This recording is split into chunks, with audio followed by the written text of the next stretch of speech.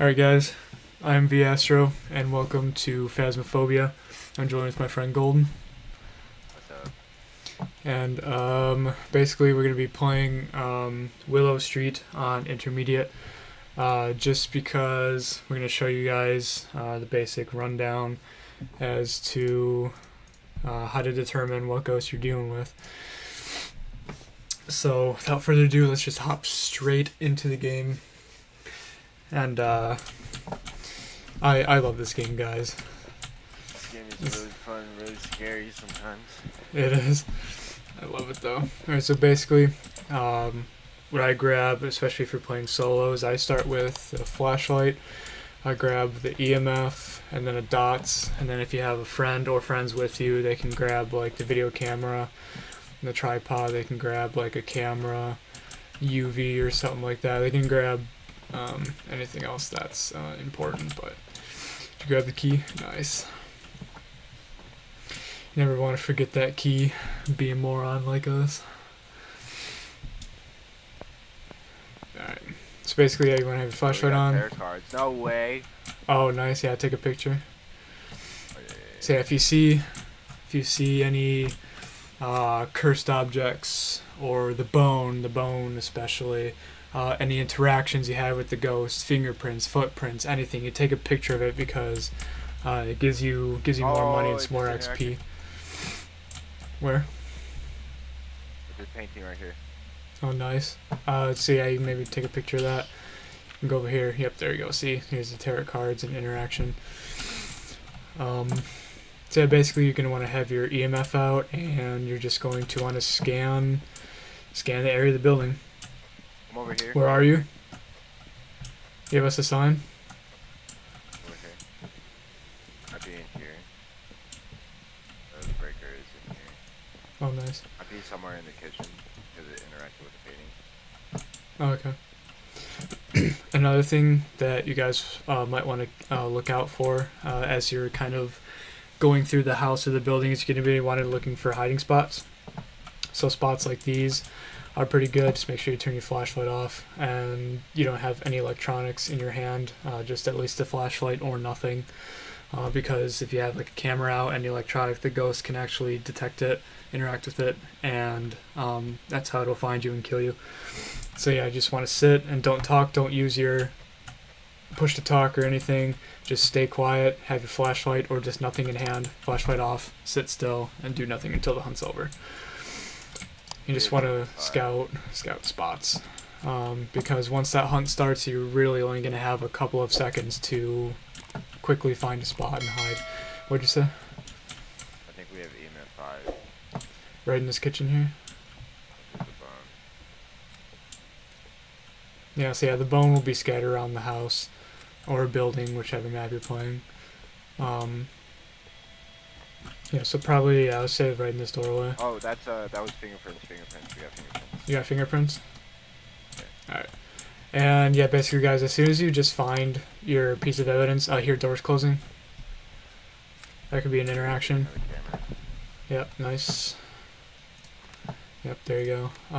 So yeah, we did have fingerprints, so you can mark that off right away. As soon as you find where the ghost is, or like their favorite room and their general location, you want to throw down the EMF and you want to throw down your dots.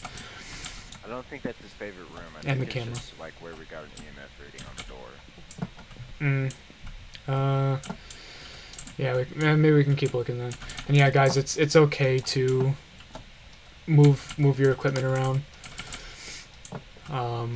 and just keep looking for the ghost. Don't be afraid to move, because these games really aren't meant to be quick. They can be a process, especially if you're on like the asylum map, the prison, high school. Those type of maps like that, they're not quick. So don't be afraid to move equipment, triple check, make sure the ghost is where you think it is, and just spend as much time as possible making sure. So yeah, like a spot right here, you can sit and hide. You just want to be scouting out spots. This has to be somewhere over here. Probably. It keeps interacting with stuff over here. Yeah, in any. Oh Jesus, I just can't find my words, any interactions that you find, you can just take a picture of. Because when you get a perfect game is when you have your entire photo book full of photos and they're all 3 stars. That's a perfect game, and then obviously doing your objectives and figuring out what the ghost is, and that's a perfect game right there. I can't remember, did you say, did we have an EMF level 5? I think, because I went to go check the exit. Yep, take a picture. Anything you see, any cups that fly across the room, any of the stuffed animals that fall, or whatever, just anything that just moves or gets interacted with, take a picture and it'll count. Dude, it is. You scout the basement. So much.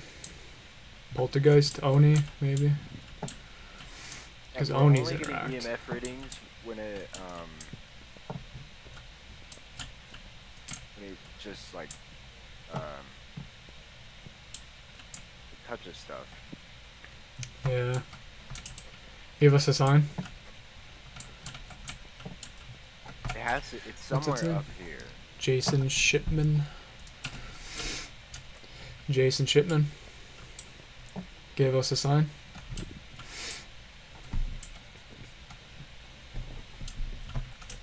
Jason Shipman.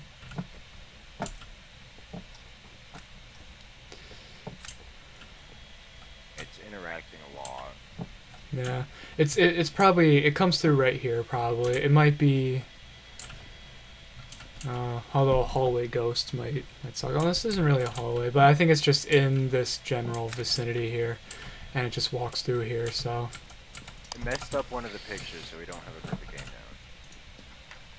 now. That's alright. What is one of our objectives?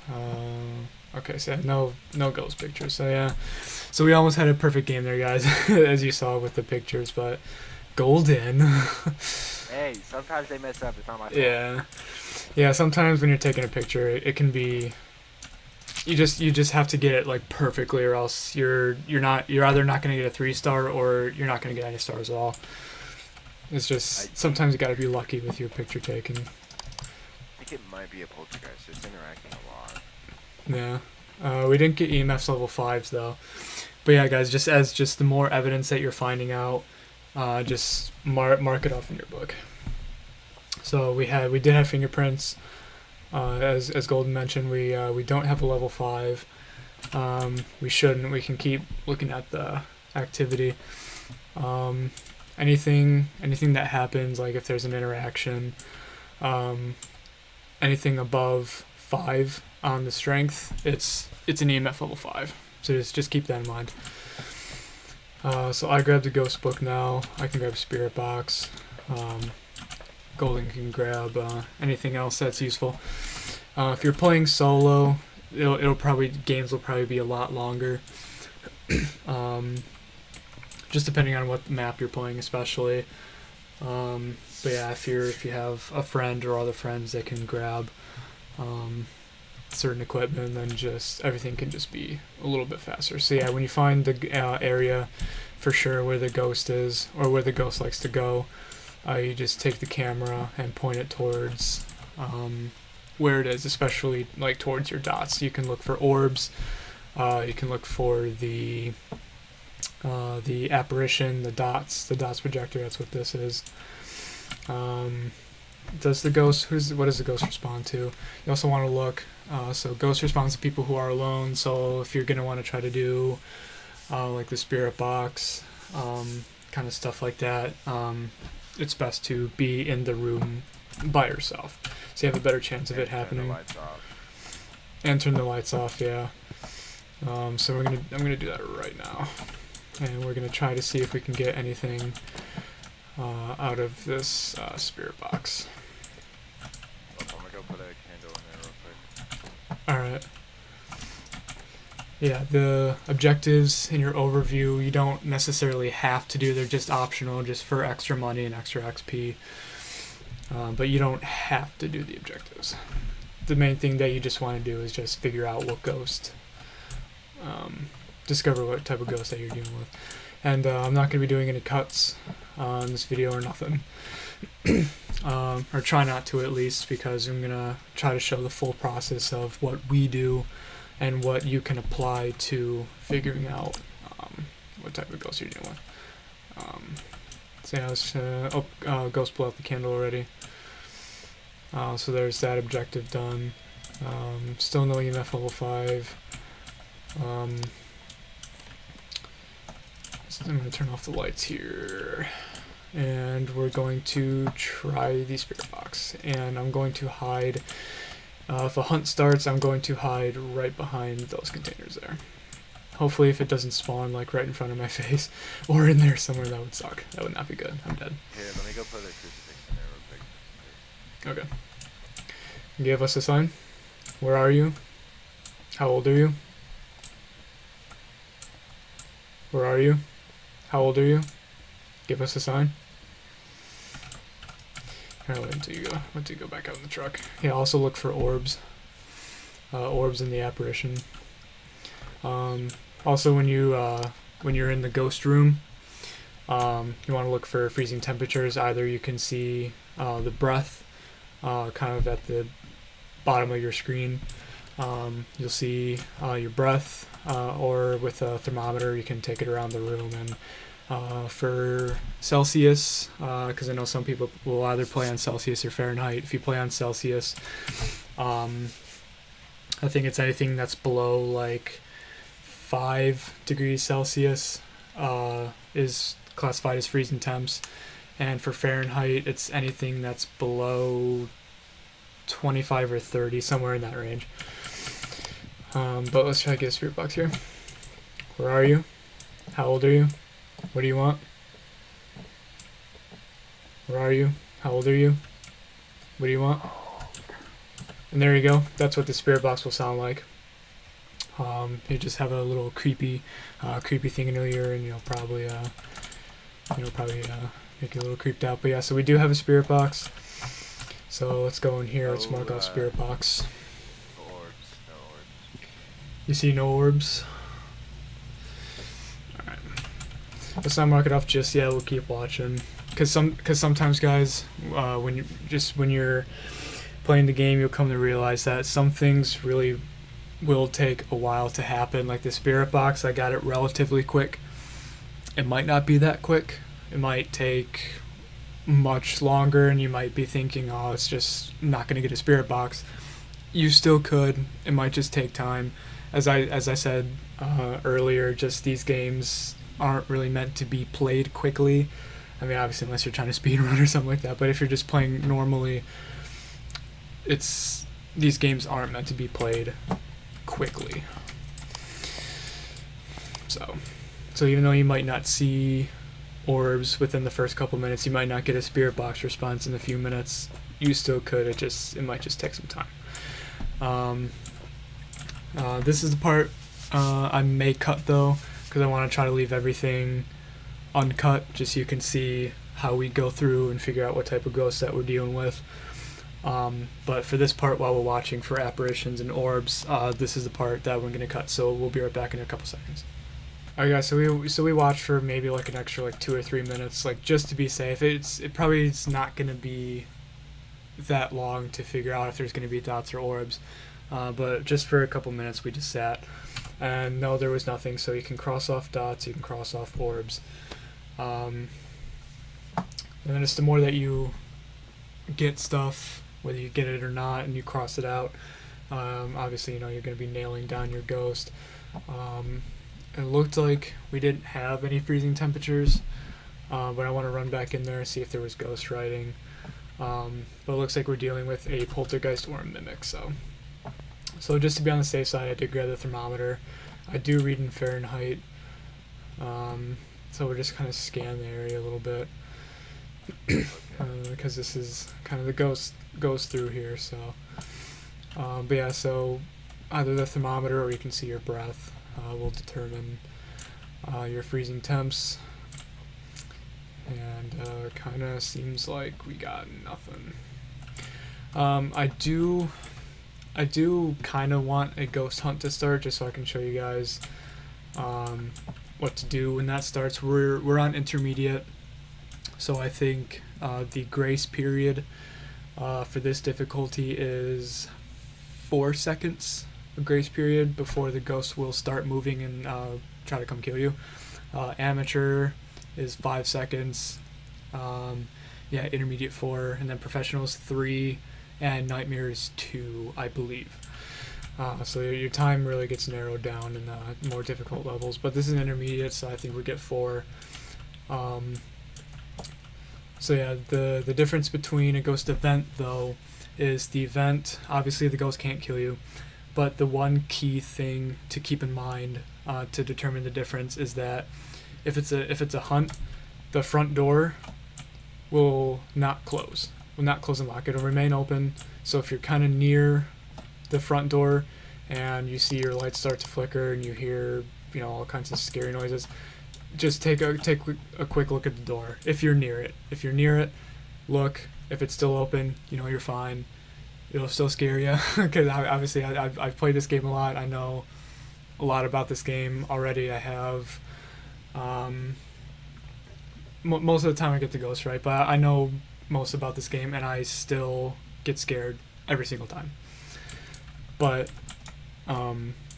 yeah, you can look at the door, and then when it's a hunt, if you're not close enough to the door to like go look really quick, you can hear the door close and lock. You'll hear like that. You'll hear that, the door, and then you'll hear like the lock.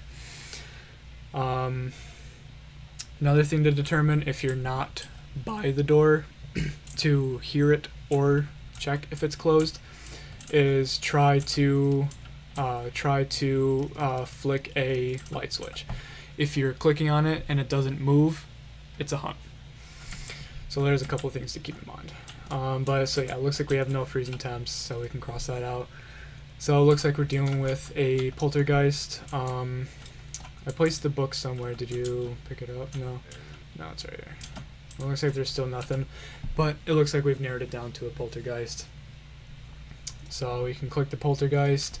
You can just go through your photos, just make sure you got everything, your bone, any type of interactions. Obviously, we didn't get a full game because the one picture got messed up, but it's okay. We got everything we could, and it got our poltergeist. But looks like we can take a look at our sanity and see what our sanity is. Maybe I can get a hunt to start. So I'm at 62. So ghost, any ghost will hunt you when your sanity is at 50% 50% or below, I believe. Any ghost can hunt you, but maybe in the next video in the future, I can show you guys the difference between an event and between the hunt, and how to escape a hunt. Best hiding spots to scout out. I'll go through like different maps and everything, and we'll go through that. But so yeah, we narrowed it down to poltergeist. So let's see if we're right. You ready to go? All right. Let's see if we were correct in the poltergeist. Oh, we did not get the sanity below 25% though. Must this be a mimic poltergeist? Yeah. So bad. Nope, it was a poltergeist. So yeah, we were right. We didn't get the one objective, which was get our average sanity below 25%. But that's okay. We got majority of everything. There's our poltergeist right there. And yeah, that's basically the basic rundown to describing what type of ghost that you're dealing with. So if you guys have any questions, feel free to comment below. I'll do my best to look at all comments, respond, and help you guys out in any way. And stay tuned for further videos because I'll talk more in depth. Just like the differences between a ghost event and a ghost hunt, good places to hide, and other stuff like that, and just basically having fun on this channel. I'll be just playing all types of games.